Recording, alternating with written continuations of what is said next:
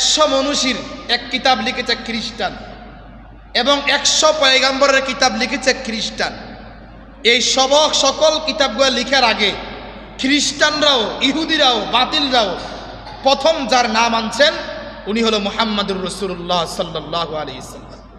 এই উকবা বিন আবি মুঈত যখন চিন্তা করলো সবচেয়ে ভালো লোকগুলোকে দাওয়াত দিয়ে খাওয়াবো, তখন তার দৃষ্টিকোণ থেকে সবচেয়ে ভালো লোক হলো মুহাম্মদুর রাসূলুল্লাহ সাল্লাল্লাহু আলাইহি ওয়াসাল্লাম। এবার সে রাসূল আকরাম সাল্লাল্লাহু আলাইহি সাল্লামকে দাওয়াত দিতে গেলেন। কথা খেয়াল করবেন, আজকের বয়ান থেকে অনেক শিক্ষণীয় বিষয় আছে। দাওয়াত দেওয়ার সময় নবীজি তাকে বললেন, কোনো বেঈমানের বাসায় দাওয়াত আমি মুহাম্মদুর রাসূলুল্লাহ খাই না।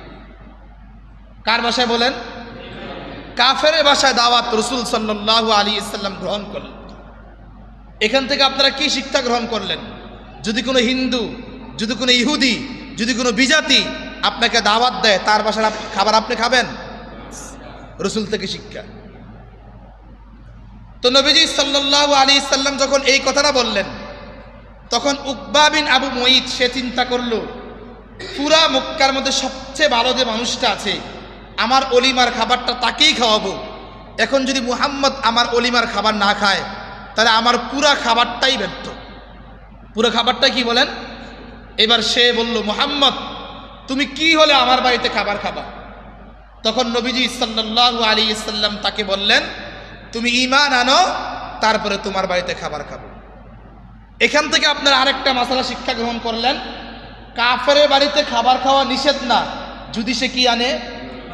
হিন্দুর বাড়িতে খাবার খাওয়া নিষেধ না যদি সে কি আনে। বৌদ্ধের বাড়িতে খাবার খাওয়া নিষেধ না যদি সে কি আনে।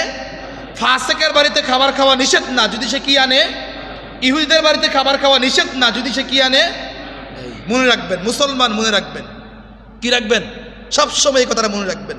হিন্দু আমার বন্ধু ঈমান আনা অবস্থায়, বৌদ্ধ আমার বন্ধু হবে ঈমান আনা অবস্থায়। বৌদ্ধের বাড়িতে একবার না 100 বার খাবার খাবো, কি আনা অবস্থায় বলেন? নবীজি বলছেন ঈমান আনো, তারপরে আমি তোমার বাড়িতে খাবার খাবো।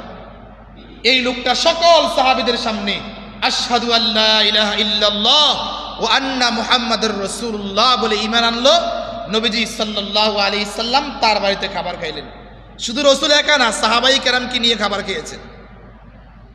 ওই খাবারের ভিতরে তার কাছের যে বন্ধুটা আছে, ওই বন্ধু উপস্থিত ছিল না।